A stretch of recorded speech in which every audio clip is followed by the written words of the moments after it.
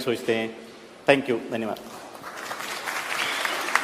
देखिए, हमारे देश का एक दुर्भाग्य है कि आजादी के बाद भारत की महान परंपरा, संस्कृति, इतिहास उसको भुला देने का भरसक प्रयास हुआ है। आपको एक परिवार से बाहर कुछ पता ही नहीं चलने दिया गया है। बहुत लोगों ने शायद बसवेश्वर जी का नाम आज पहली बार सुना होगा। 12th सेंचुरी के महापुरुष, कर्नाटक के।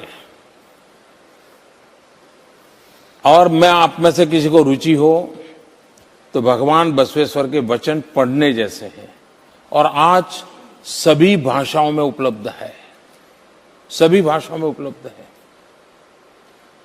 आज उनकी जन्म जयंती है, तो मैंने आज मेरे बिजी शेड्यूल में भी थोड़ा समय निकाला था और यहां पर जो पिछले बार मैं जब आया था, जिस स्टैच्यू का मुझे अनावरण करने का मौका मिला था, तो वहां जाकर के मैं खुद आज नमन करने चला गया था।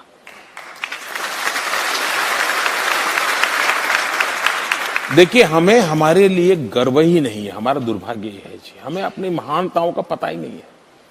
हम मैग्ना कार्टा के लिए जानते हैं, पढ़ते हैं।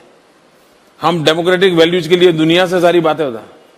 आपको जानकर के खुशी होगी, 12th सेंचुरी में भगवान बसवेश्वर ने मैग्ना कार्टा के भी पहले लोकतंत्र के लिए पूरा जीवन खपा दिया।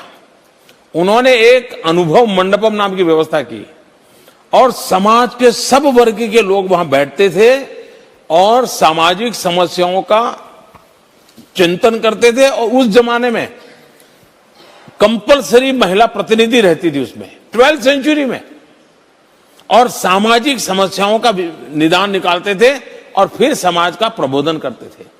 हमारा देश जातिवाद, ऊंच नीच, छूत अछूत, इसमें ऐसा बिखरा पड़ा था।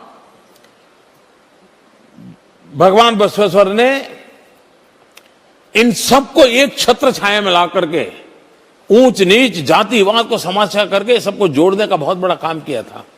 और अभी जो आपने बेसब्री वाली बात कही थी, मुझे भगवान बसवेश्वर जी की एक बात याद आती है। उनका एक वचन है, उस वचन में उन्होंने कहा है कि जहां ठहराव है, मुझे शब्द मेरे होंगे लेकिन मुझे भाव याद है, जहां ठहराव है वहां जिंदगी समाप्त है और जहां पर गति है वहां पर जिंदगी के नए आयाम की संभावनाएं नित्य नूतन होती हैं।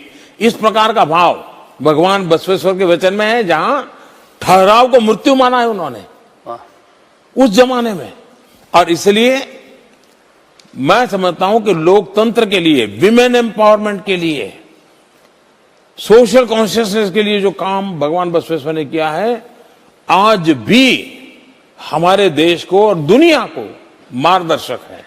तो मुझे खुशी हुई, और आप तो स्वयं कर्नाटक के हैं, आज मुझे उनकी जन्म जयंती पर वहां जाने का सौभाग्य मिला था।